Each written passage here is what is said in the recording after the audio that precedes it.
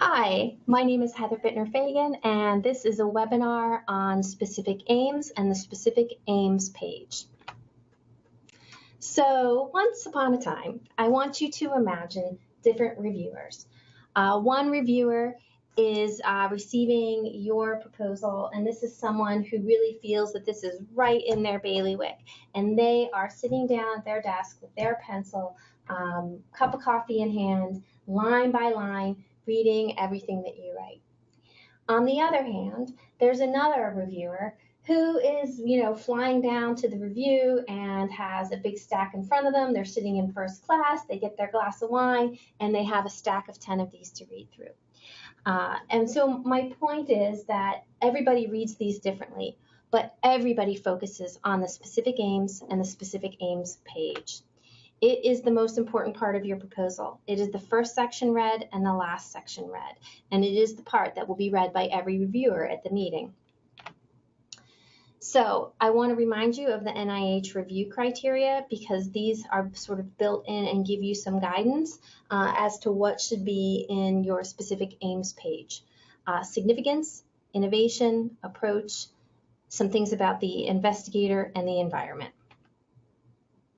So the specific aims in the specific aim page is often a primary communication tool that is used prior to submission and afterwards as you develop your next steps. So even though you think I'm just writing a piece of paper for the grant, it really can be a nice, succinct one-pager summary of your idea. When I teach residents and students, I often have them write a one-page concept paper, and I would say that your specific aims page kind of is interchangeable with that.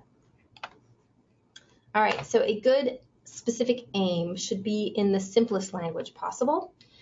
We will talk about the PICO mnemonic, and here it is. The P is for population. The I is for the intervention or exposure. The C is for comparison, and the O is for outcomes. Now, one of the challenges is that if you are doing more descriptive, hypothesis-generating work, which tends to be a little more common in community-engaged research, you may not have all of these elements. You're sort of still in the formative stages of your research, but at least be thinking about if you don't have them, you want to be clear that you don't have them and why. So population, for whom will you collect the data? From what population, and consider the feasibility and accuracy of this. So sometimes the most feasible group to capture information on may not be as representative as you would like. So we often talk about convenience samples, the people who show up for a focus group or who show up for a particular service. But we know that those people might be really different from the general population. The beauty about community engaged research compared to the vast majority of research is that I feel like it has generally already taken one step off. If you look at sort of the ecology of care, most research, most funded research, published research takes place in tertiary medical centers. So we've already kind of, in my mind, by doing community engaged research, taken a nice step out into the more generalizable world.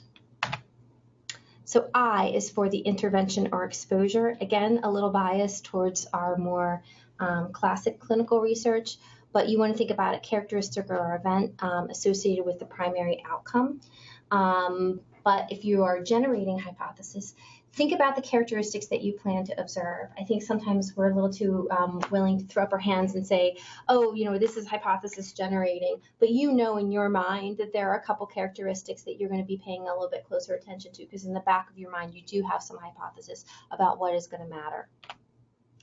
Comparison, if it's here. You want to include that in your specific aim. Any control group, if you're not going to do a control group, are you doing pre-post? Are you doing a historical control group? Are you comparing to anyone, or are you doing any subgroup analysis? So those are the comparisons that you're thinking about. And then outcomes. What change do you want to see, and how do you plan to measure that change?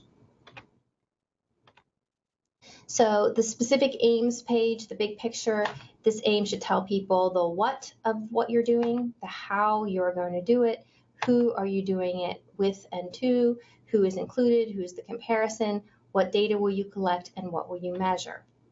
There is sort of a specific structure expected to the specific aims page. I remember the first time that I saw this, I felt like there was some secret insider information, and why didn't someone tell me this sooner? So at the broadest stroke, you do your introductory paragraph. Your next paragraph is going to say the what, why, and who. Third paragraph is going to be the aims listed, and then the final paragraph or statements really should be your sales pitch, is what I call it, sort of why they absolutely should fund this particular work because it's going to change the world in what way. So a little bit more on the specific aims page. So you first want to really briefly identify the gap, and then the objective of this research, the central hypothesis. Then you want to list your aims and describe any of your outcomes after that. And then you want to end with, how this will lead to next steps. And again, kind of end on why, this is the best, most important, going to change the world research.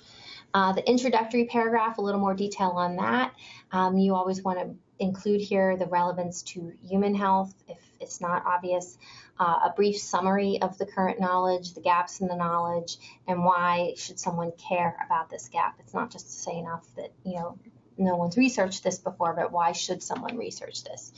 The what, why, and who, you want to articulate the long-term goal of your research agenda and the objective of this proposal, hopefully in a way that makes it clear how this is a step along that pathway to the long-term goal.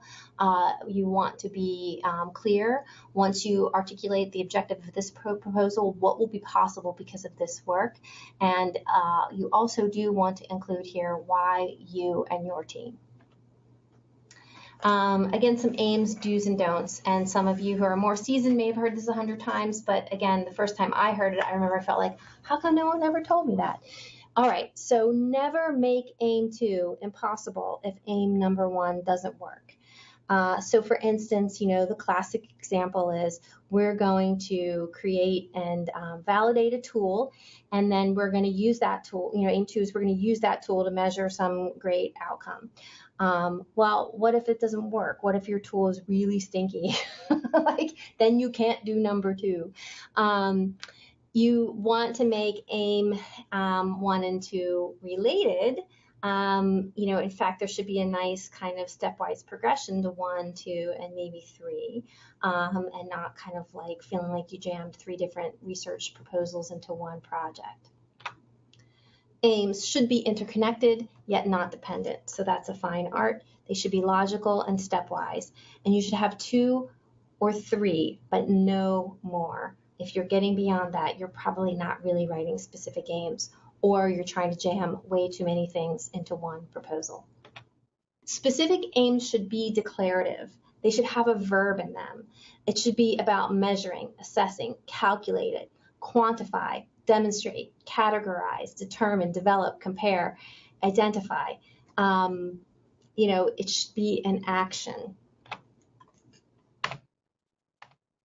And again, these are the things that we want to see in the specific aims page. So let's go back. So the gap, the objective, central hypothesis, the list of aims, the outcomes, the next steps in research. And I don't have it here, but again, I would say, you kind of say, and the next steps would be, and you have to sort of end on a sales pitch of why this is, going to change something important. And so here's some terms that we've found out there that kind of, help do that a little bit. So this is the first attempt to fill in the blank with, something specific about your study. You'll often see people in this part of the specific aims using the term state of art or emerging concept. Feel free to use those. I don't have a patent. So the last paragraph, complete the understanding of important problem. Understand and advance the problem. Again, just some terms, phrases that you might want to use. And again, thank you. This work was supported by an IDEA award and the Delaware Excel